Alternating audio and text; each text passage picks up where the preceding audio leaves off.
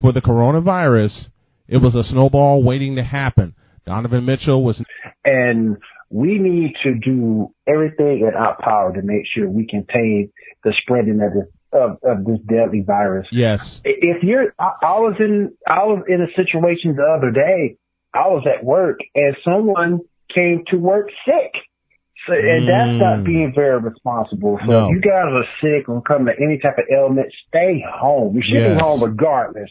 But there are some people that have to work these essential jobs. Yeah. But if you're sick, protect your fellow coworker, protect your fellow man, and stay home, get better, then come back. Yeah. But if you're sick and if you don't test positive for it, stay home, get better, because it is also regular cold and flu season too. Right. So get yourself better, get yourself right, and then come on back in. And what's crazy, especially given where I am right now, I'm in North Carolina, we've had 80-degree days in recent times, even with this coronavirus going on.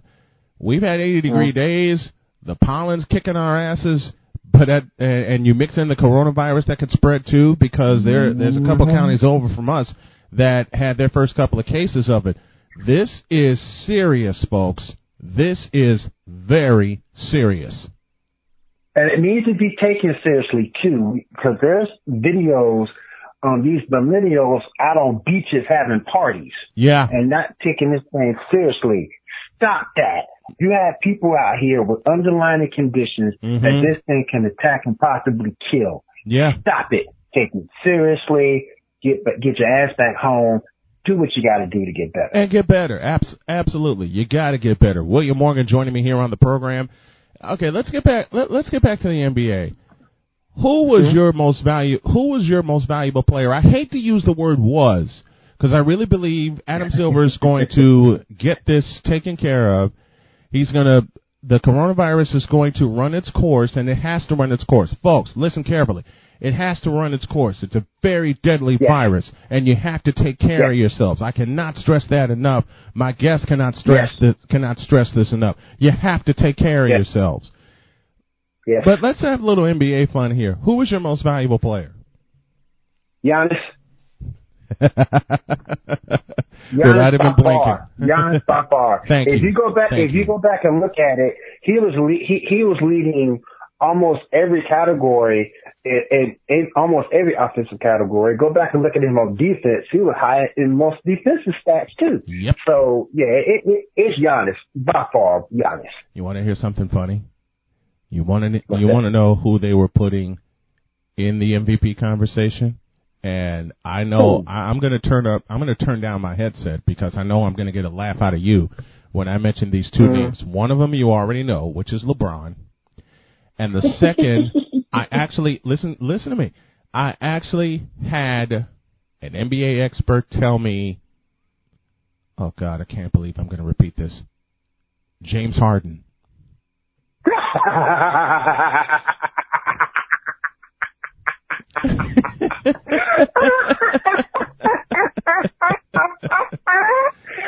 How? How? I knew you would get such a kick out of that. Go back and look at the games from this season alone. They were winning with him having subpar games and Russell Westbrook leading the way. and then Russell Westbrook and James Harden have had subpar games, and the Rockets got their tails kicked. They're leaning. That game? They're leaning too hard. Yep. Atlanta comes to mind. Boston comes to mind. The Knicks come to mind. I got one better than that.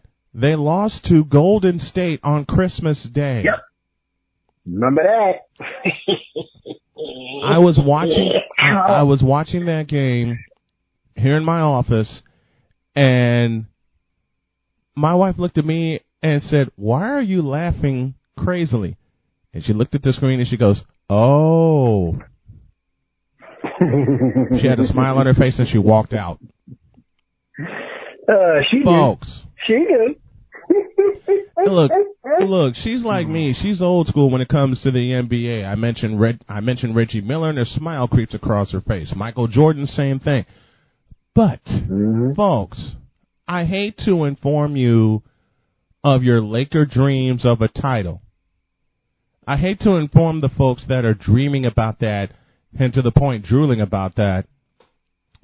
But when this season resumes and concludes, the Lakers are going to come up short again. And then you have to worry about the scepter of, I don't know, the Golden State Warriors perhaps.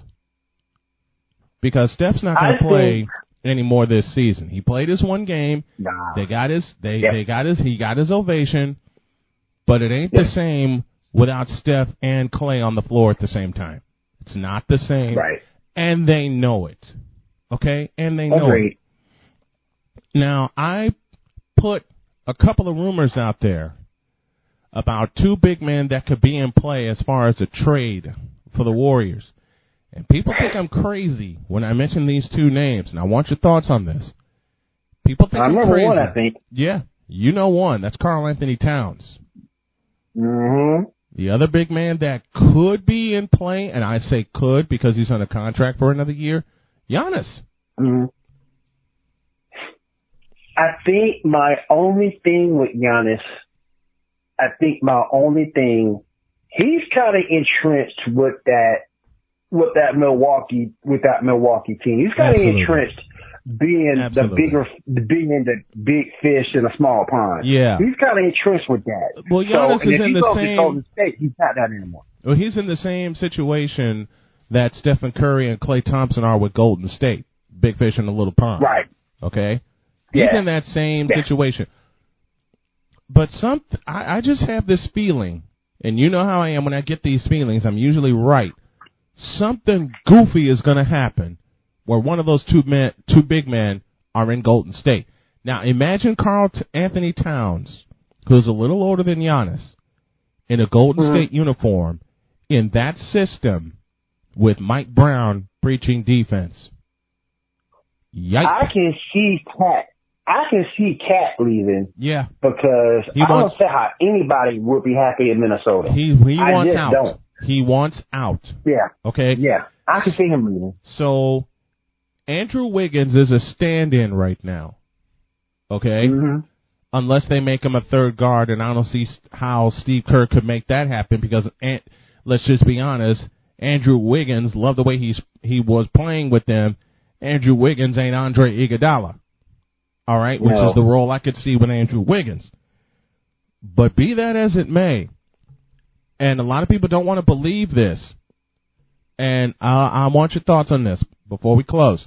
Mm-hmm. Karl Anthony Towns, and listen to me carefully, folks.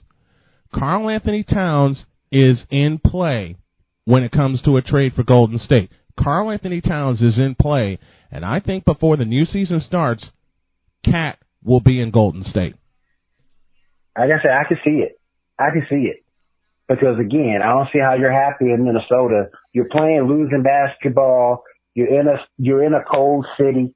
There's nothing a lot going on there. Golden State gives you a little bit more to offer city-wise, and it also gives you a chance to win a legitimate title. Can you imagine Clay, Steph, Draymond, and Cat? It gives you that opportunity to win a title right there. You have a few teams in the West that might be able to hang with you, but you will be in a lot more competitive situation with Golden State than you would be with Minnesota. And it's just so unfortunate for Golden State that they had to suffer through the season that they were suffering through with all the injuries. They lose Kevin Durant to free agency, and I can understand that. I still think Kevin Durant made a stupid move, and I've been one to say that on this program. Why would you leave that kind of situation? But imagine putting Karl Anthony Towns in his place. Matter of fact, y'all think I'm crazy for saying this. Karl Anthony Towns gives me two reminders. Kevin Durant being one, DeMarcus Cousins being the other. Yeah. And he's still young and productive. Yep. That's the thing that you like. He's young and productive. He can run up and down the floor. Mike Brown can do some things with him defensively. Yeah, I could definitely see that. I don't know about Giannis, but I could definitely see Cat being out of Minnesota. I definitely can see that.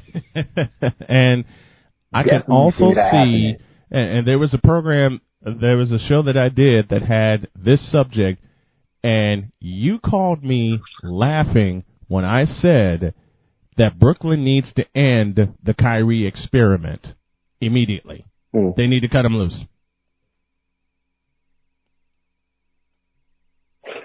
Well, here's the thing that gets me. It's being reported that he didn't want to coach. The coach did not want anything to do with Kevin Durant and Kyrie once everybody came back together. Because of the superstar factor. Kevin Durant and Kyrie Irving got Kenny Atkinson fired. I now firmly believe that because Kenny Atkinson was building a culture of winning in Brooklyn. And I think the Nets should return to New Jersey, but that'll be a discussion for you and I at another time. I think one thing also comes into play. I think Kenny Atkinson has a little bit of an ego, such as just like the coach GM of the Texans. Yeah, we'll get into Bill that O'Brien. a little bit. I think he has a little bit of an ego there, as he wants to be the only guy in the locker room with a voice. That's like Adam Gase with the Jets. But like I said, and Kyrie, and I'll have you on later I'll have you on later this week to talk NFL because we got to hit those two cases. But Kyrie and Kevin Durant cost Kenny Atkinson his job. Yeah, Kenny Atkinson had an ego, but think about this: he was building a culture in Brooklyn, a winning culture. He was winning. Look. He made Spencer Dunwich at least a star. And he made D'Angelo serviceable. And he made D'Angelo Russell an all-star. Exactly. Give the man some credit. I don't think we'll see the last of him coaching either. I think you'll see him back in the league coaching somebody real soon. I think you'll see that. There'll be a young team. And if he wants to come to my Chicago Bulls, I wouldn't be mad about it. I wouldn't be mad either. He'd be a perfect fit in Chicago. He'd be a perfect fit in Chicago. He'd be a perfect fit in Charlotte because they got some young players there that could use some molding. He would mention the Bulls, mention the Hornets. You know what? He'd be a great fit in Dallas because of the stars they have. Because of the stars they have there. You leave Denver alone. You know where he would be a perfect fit, and he would go through the same struggle that he did in Brooklyn? Houston. Yeah. At least the man does preach defense. I'll give him that. He will preach defense. And I've always said this about the Houston Rockets. The biggest mistake they made 4 years ago was letting Kevin McHale go. That was a huge mistake because it not only cost them, they lost in the West Finals to Golden State in 2015. They got they got their tails kicked in 2016 under D'Antonio. They lost in 5 games in 2016, 7 games in 2018, 6 games in 2019, all without the lack of defense. You get Kevin McHale back in there, or you put Kenny Atkinson in that situation. It's different. Yep, completely different. It is completely different. You'll make sure you rotate hard in those defensive schemes, defend that pick and roll, get out on a 3. He's going to make sure that you do that. And if you can't do it, you're going to be benched. You're going to be gone. Remember, one of the criticisms he also took was benching DeAndre Jordan. Yep. And then it's kind of funny when he gets fired and let go, DeAndre Jordan's the starter again. Man, get out of here with that. It tells you a lot about the NBA these days, doesn't it? Tells you a lot about the NBA these days and their lack of playing defense. The man in charge of the Sports Report, William Morgan, joining me here on the program. Thanks a lot, my friend. Thank you, man. Thank you for having me. If you need me, let me know. Folks, I got more for you on this pandemic episode, and there are going to be a few more of these, so take care of yourselves, okay? Back in the deuce.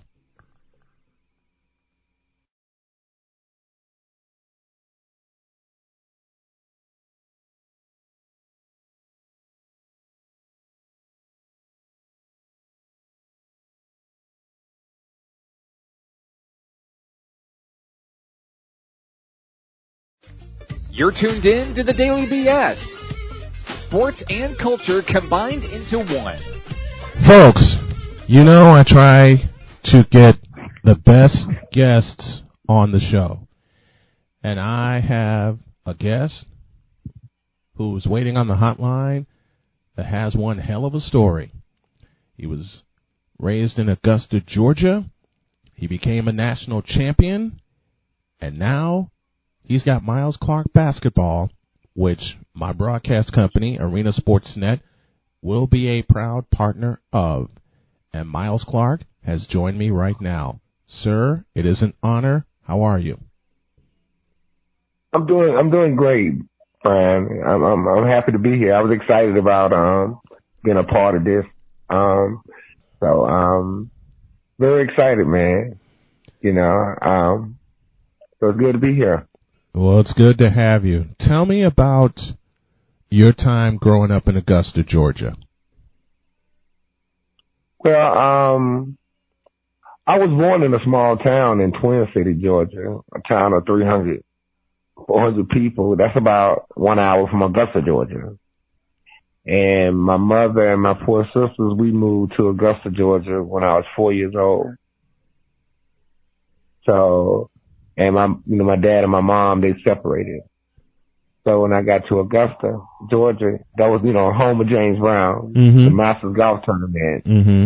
So being so young, exposed to that James Brown was just like Michael Jordan in the 70s. And then the Masters Golf Tournament, it speaks for itself. Yep. So immediately as a young kid, I knew what that meant, And then I had my mother, she worked real hard, we grew up on welfare and food stamps because it took her a while to get on her feet, So before I got, say about 7 years old, she started getting, she worked at one of the best places, in Augusta, Georgia in the early 70s. So that allowed her to get off welfare and allow her to take care of me and my 4 sisters. So that was probably the most important thing in my life, to be able to go home safe. Somebody that got me going to church every Sunday, And then I used to get in an argument with my 4 sisters, so she had to have something for me to do because, she got tired of me. She didn't want to blend me with my 4 sisters with the things they wanted to do, and I wanted to do different things. So she signed me up for baseball. Right. That's really how I started getting into sports. When I was 9 years old, she signed me up at the recreation center. So that's how you got started into sports. So you started with baseball first. What took you to basketball? I grew 7 inches one summer. That'll do it. I went from 5'7" to about 6'4", 6'5" my sophomore year, and I ended up being the tallest guy in high school as a 10th grader. So, and then I had friends playing. Second in the league with 41. Basketball in the inner city. And I would just hang out with them. I had to play with them because, I was tall. And so I had no choice because I played football and baseball also. Right. And so being tall, I think in the early 80s, that's kind of tall. You had to play center back in the early 80s and you got tall. Yes. So that kind of helped me out more than anything, growing that summer before my 10th grade year and going to Richmond Academy, being the tallest kid in school. So, so definitely I knew I was going to get an opportunity, and coach I was worried at first before I grew though, but when I got to the 10th grade, I knew that, I was the head coach, Don Brock, which is a legend, was going to give me an opportunity to play. Yeah. So what took you to North Carolina Central? I didn't get my grades. Back then they had the SAT, and you had to score a certain amount on the SAT. And, Brian, I just didn't, that's why education is so important. I just didn't do I was smart and intelligent, but I just didn't do the small things, that, what it took. Yeah. And then, so I had a lot of Division I schools back away from me because I wasn't going to qualify to get in that university. So at the time, I had Fayetteville State University. So I signed with Fairfield State University, and the late Jake Ford, he played for the Seattle Supersonics, right. Jake Ford, and he also played for Maryland State. He was player of the year in the CIAA in 1970. But he's the one that recruited me and got me into the CIAA. So I didn't know anything about it. And when I got to Fairfield State, I got freshman of the year my freshman year. And then my sophomore year, I averaged 23 points a game. And that's when I started really becoming a pro prospect. And I was just called up in a Division II CIAA, but it was a lot of great guys came out of the CIAA, like Charles Oakley, Sam Jones, Bobby Danwich, AJ English, Taylor Davis, Ben Wild. I can go on and on. And I knew that if I came to the CIAA and played my game and did great, that it would be something real great for me. Because my dream was like any other kid to play pro basketball. And I think making the all CIAA team was one of my greatest honors to be able to, because that when you make that team, it's like it's amazing. Every player knows what I'm talking about. That's kind of like a tradition. If you make the all CIAA team, that's really something to look back on. It is. And I was able to make that. That was my first goal. And when they fired Jake Ford from Fairfield State, of course, I transferred to Central. And I had to sit out 1 year, Brian. That was a rule before I played at Central. Yep. I had to sit out. And that was the hardest thing because I didn't really want to go there because Central play a slow down offense and I'm a wide open type player, you know. And Michael Bernard gave me the opportunity. I already had, to play there. And I knew I was going to play 1 year because I had got some feedback from pro scouts and agents about my ability, because I'm 6'6", 6'7". I played the 1 and 2. So I had to make up, Brian, for what I did in high school. I didn't get the grades to go to Duke or Carolina, Kentucky. Right. I knew that I had to go to an NCAA Division II school or black college. It didn't make any difference. Yeah. But I didn't know I had to prove to the world that I can be a good student and also, play some good basketball and show that I'm an NBA prospect. And Mike Bernard and North Carolina Central University gave me that opportunity. And I played, and I was first, like I told you, I was voted all CIAA first team, and then I was voted all regional, NCAA all regional first team, and then I was voted all NCAA all CIAA tournament. And I was voted first team, all national championship tournament, and then UPI and the Associated Press voted me most outstanding player in the whole national championship tournament. What was it like?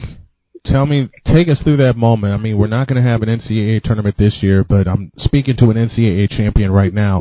So I want you to take the folks through what it was like, not just getting all those accolades, but also being an NCAA champion. What was that moment like? It was amazing, Brian, because at the time I was sick. I had both of my tonsils swollen.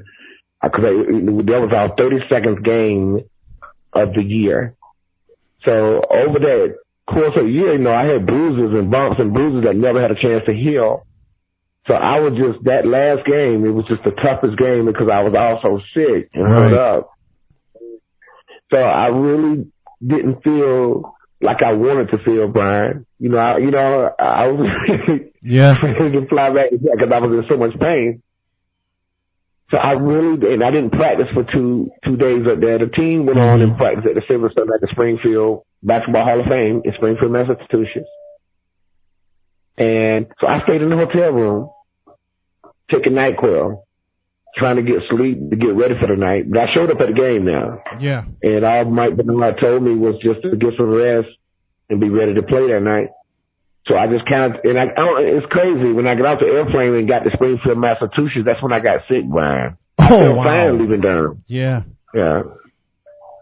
And it was crazy. So the first night we played Sacred Heart.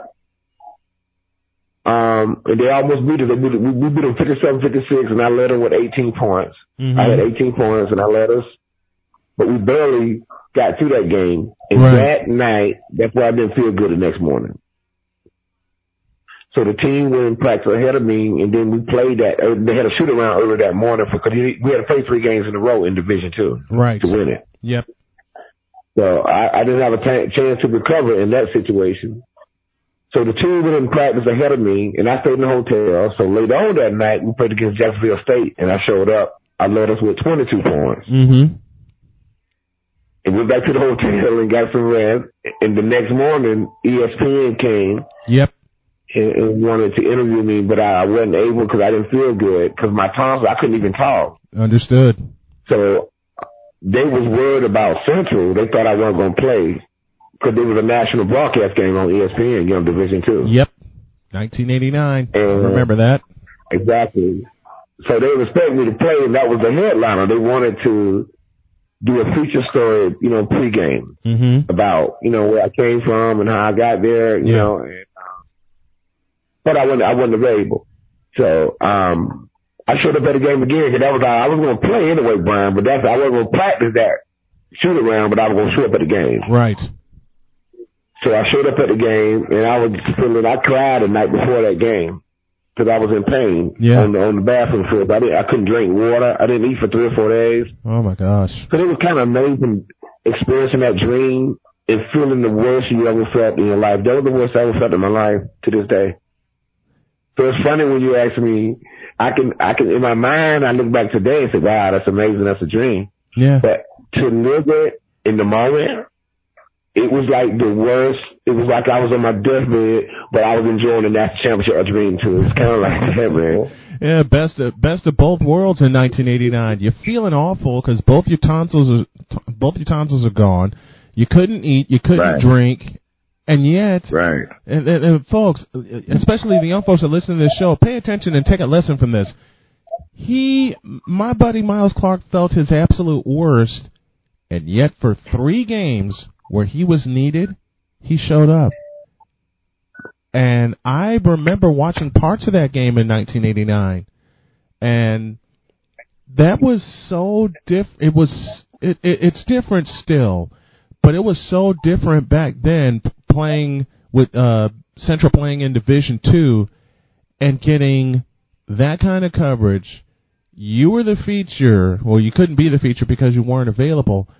But it just seems like when we go back to 1989 and you're living that in the moment, like you said, it's so different when you look at it from being in the moment and looking at it as a memory. It's so different. Yes, sir. It is. So when I'm on Facebook every day and I post and I tell people, I enjoy it more today talking about it because I couldn't even understand it in the moment. But today it seems like it's amazing. I like talking about it, how I felt, like that. Yeah. But in the moment, you had both. You had both sides of the spectrum. You were feeling awful, and yet you were still playing. It was both sides of the coin. When I look at but I do want you to know, and your listener to know, you can also go online and type in NCCU 1989 highlights, and you can see a 15-minute clip that ESPN provided also on that. Miles Clark joining me. When you went to the Milwaukee Bucks, how'd that feel? I don't know, Brian. It was kind of interesting because Coach K helped me get my agent, Jack Marin, a former Duke All-American back in the early 60s, Jack Marin. And he represented a lot of ACC players. And I decided to go here thanks to Coach K because he kind of connected us with that because he was kind of proud of us winning the national championship. So he was for me because the whole team saw me play on ESPN, Coach K and the team. Yeah. So he congratulated me on, he was really impressed. He just couldn't believe that, how did you end up at, NCCU? He was really impressed. So I had a chance, him and Dean Smith had a chance to call me and congratulate me. Stop. Right. But anyway, so when, the NBA draft came, I was told San Antonio, had called me, Danny Manning, Ed Manning. He was the general manager for the San Antonio Spurs at the time. Right. And 3 days before the draft, they said they was going to draft me. So I thought I was going to San Antonio prior to the draft. Mm-hmm. But when the draft came, my name wasn't called, Brian, and I kind of looked at the draft by myself because I didn't want to be disappointed around. I didn't have a big NBA draft party. Yeah. Because I know it could have went the other way. I knew that. Right. And that was interesting because I was told that I was going to get drafted in the first 2 rounds, and then at the same time, but they ended up drafting Avery Johnson and Sean Elliott. They both won NBA titles. Can you believe that? Yeah. They told me they were going to draft me, but they drafted 2 great players, and those same 2 rookies in the draft I came out of. I thought I was going to be in one of the spots. Yeah. But Avery Johnson and Sean Elliott won NBA titles with the San Antonio in that draft. Yeah, they did. Absolutely, they did. Avery Johnson from Southern University and Sean Elliott, of course, the pride of the University of Arizona. Oh, man. But then, how did Milwaukee take a chance on you? Okay, so when the draft was over, the first 2 rounds, I'm crying and disappointed. My mama crying, and just like that kid y'all see on TV every day, we thinking that we're going to go in the first 2 rounds and we're disappointed. Yep. And I knew that, well, anyway, I drove back from Augusta, Georgia to Durham crying on I-20 to 77 to 85 back to Durham. And when I got to Durham, it was a voicemail. And it was Lee Rose. He was the director of player personnel for the Milwaukee Bucks. And I talked to John Steinmiller, the general manager. They called me. And they told me they was hoping that no NBA team was going to take me because they loved me more than anybody in the draft at the guard position. And that made me feel good, Brian. And so they brought me in. So that was flattering to me. That's wonderful. So you had a chance to see the Bradley Center. And I think the Bradley Center was just 2 years old when you got to Milwaukee. Yes, sir. Because they had been playing in the Mecca back in, when Kareem won it. Yep. They played in the Mecca. They're playing at the Mecca. Now you have Miles Clark basketball. Tell me how that came into being. That happened about in 1996. That happened about 4 years ago. I started doing clinics in Argentina where I played professionally in Argentina. In Indonesia. Right. So I have done basketball clinics in 2 different countries.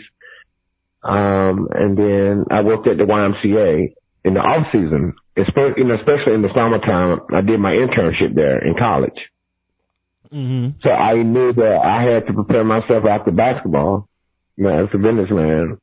And I felt like investing in kids and doing educational incentive program and tutoring program by using basketball as a vehicle to get their attention. I thought that was a business that I was going to do.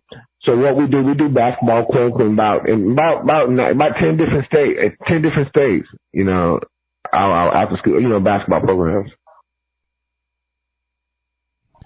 And we also do scout reports and we do a lot of different things, basketball clinics, motivational speaking, and then also having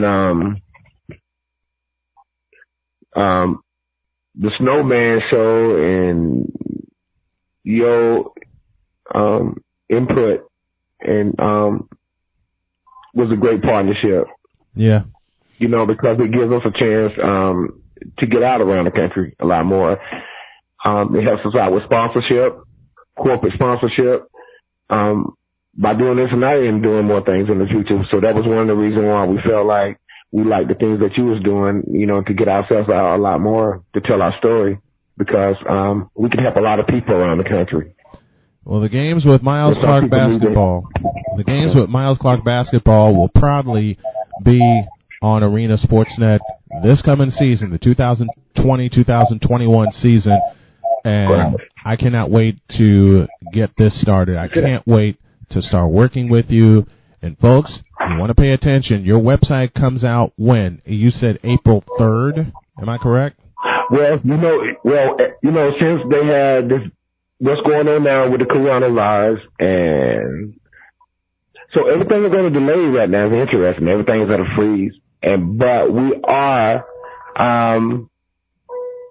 working behind the scenes to do other things, whether it's recruiting, choosing the right kids that we want in the program. Right. So we are doing things like that. But as far as the date, we had to set the date back. We were going to do it April 3rd, but we had to cancel because of the, the virus that's going around. Right. So it looks like, I would think, when this plays out, we will be able to reschedule, Brian.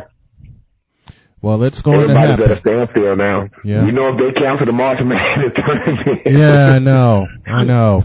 But, crazy, right. But pay attention, folks. Miles Clark basketball and their games will be live on Arena Sportsnet. We're working out the details as we go. When we get dates and times and everything, we will definitely let you know what we are doing and what we have in mind. Tell everybody where they can find you online, my friend. Well, they also can contact me through Facebook at this moment in time.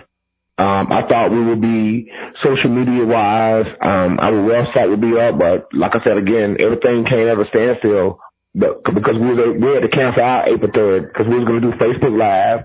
But I kind of like it in a sense because we was able to bring Sportsnet involved. So that's the sweetest thing about it, that y'all will be able to schedule with us now. That's great. They're jumping in the middle. Absolutely. So that's the greatest thing. That is indeed. So I do want to say this also about the coverage of Sportsnet with Miles Clark basketball. We will play 10 showcase basketball games this year with some of the best players in the country. What's up, kids. y'all? And that was the Daily BS with your host, Brian Snow. Join him tomorrow, 4 p.m. East Coast time, right here on the RTF Sports Network page at rtfsportsnetwork.com. The snow is melting and it's starting to warm. Is this for the new commercial? This is the new commercial. We're recording. Why is it you always cut me off? Guys, calm down. Let's just start it over. It's too late. We have to start our show, which is Twist, the weekend sports talk, where you can hear banter like this with sports and interviews. Hear us on the RTF Sports Network, Mondays at 8 Eastern. Also, like our page on RTF Sports Network and check us out at rtfsportsnetwork.com.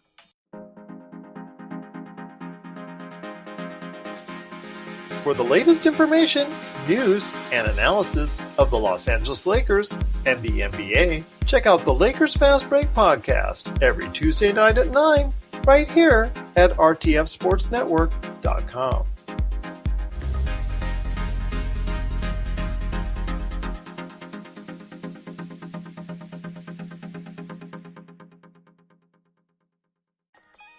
The snow is melting and it's starting to warm. Is this for the new commercial? This is the new commercial. We're recording.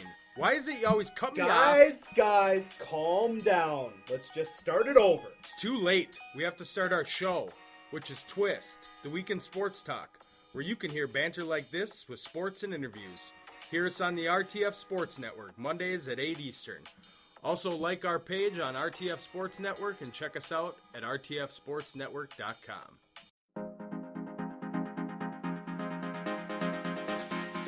For the latest information, news, and analysis of the Los Angeles Lakers and the NBA, check out the Lakers Fast Break podcast every Tuesday night at 9, right here at rtfsportsnetwork.com.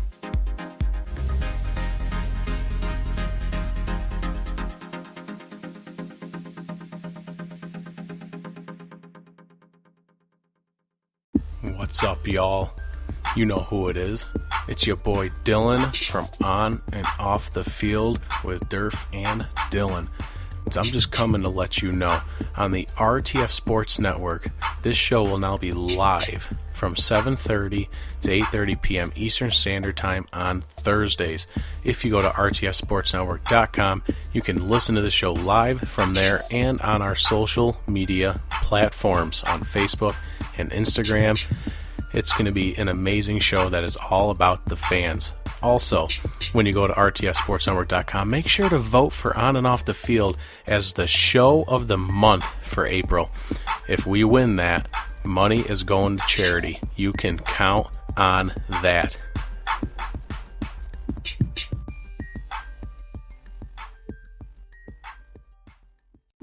What's up, y'all? You know who it is. It's your boy Dylan from On and Off the Field with Durf and Dylan.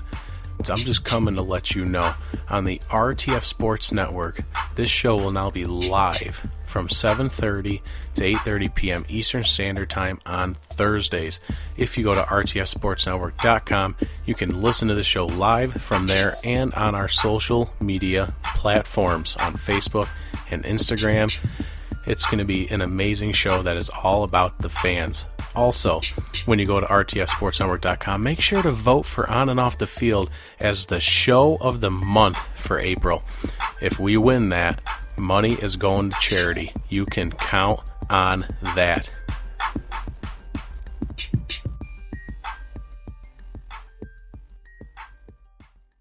What's up, y'all? You know who it is. It's your boy Dylan from On and Off the Field with Durf and Dylan. So I'm just coming to let you know, on the RTF Sports Network, this show will now be live from 7:30 to 8:30 p.m. Eastern Standard Time on Thursdays. If you go to rtfsportsnetwork.com, you can listen to the show live from there and on our social media platforms on Facebook and Instagram. It's going to be an amazing show that is all about the fans. Also, when you go to rtfsportsnetwork.com, make sure to vote for On and Off the Field as the show of the month for April. If we win that, money is going to charity. You can count on that.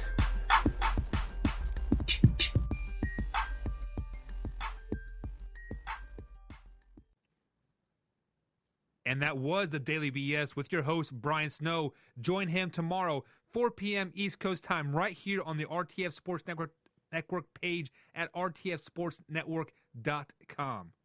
What's up, y'all? You know who it is. It's your boy Dylan from On and Off the Field with Durf and Dylan.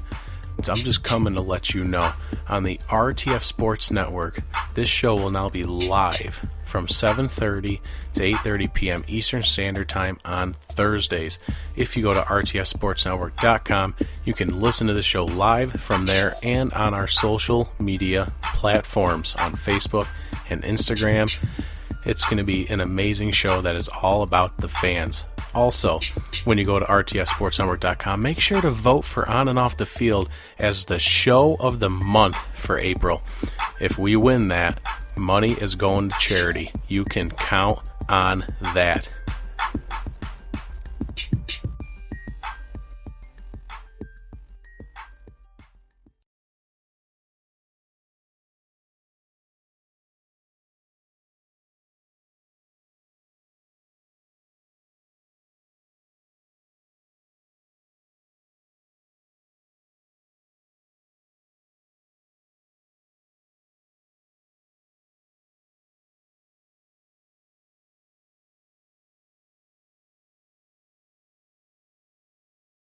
Ladies and gentlemen, can I please have your attention? Are you ready?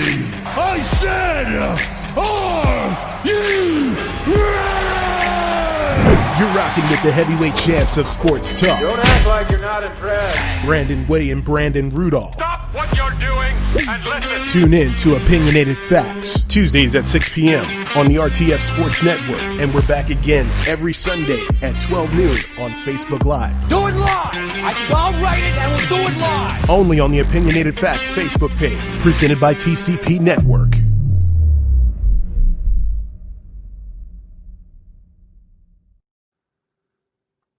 Coming up next, right here on the RTFSportsNetwork.com radio network, is Monte and DeFlaro, your place for Long Island's wrestling podcast. Stay tuned. In times of need, this is what most insurance sounds like. Thank you for holding. What's your policy number? But when you have coverage from AAA, you've got insurance with 3 A's. And that sounds like this. Thank you for calling AAA. Is everyone okay? So does your insurance sound like insurance? Or does it sound like insurance with AAA, a brand that's been helping members for over 100 years? Visit AAA.com/insurance for a free quote on auto and home coverage.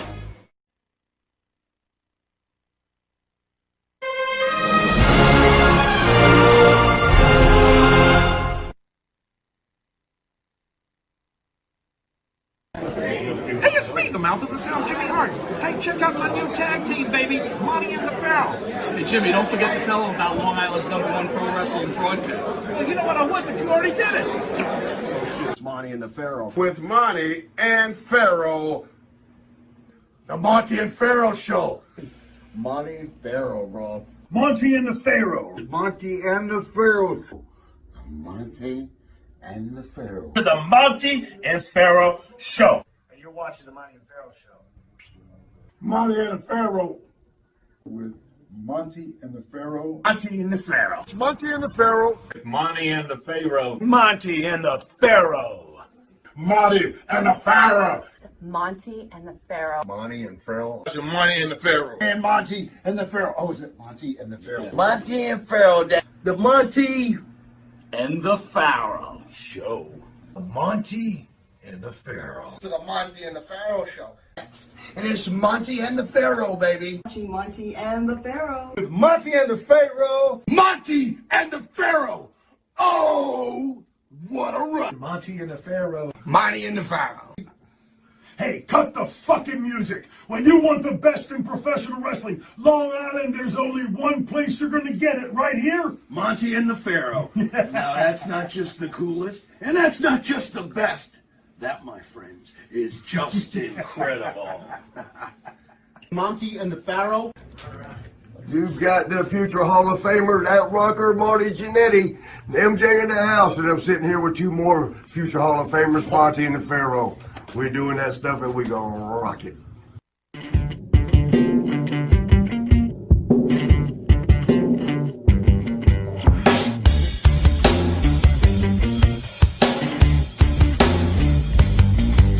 Straight to the top.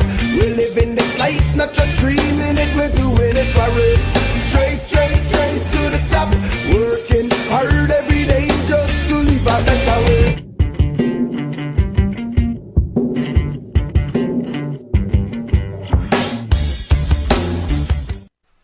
All right, welcome to Long Island's #1 pro wrestling broadcast, Monty and the Pharaoh, seen out of Indie Music TV here in Ronkonkoma, New York. And our producer is Matt. Matt, how you doing? Good as always. How are you doing? All right, brother. And to the right is the star of the show, Mr. Jimmy Pharaoh. Jimmy, how are you, sir? Good evening, partner. Back again for another round. How was your weekend? Good, from what I remember. What'd you do? I don't remember. Yo, you were drunk texting me.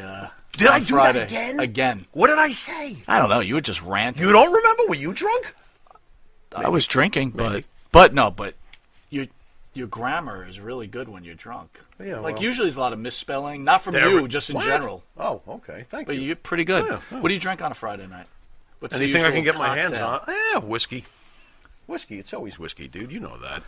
Monty the Pharaoh would like to thank the band who sings our theme song, Aqua Cherry.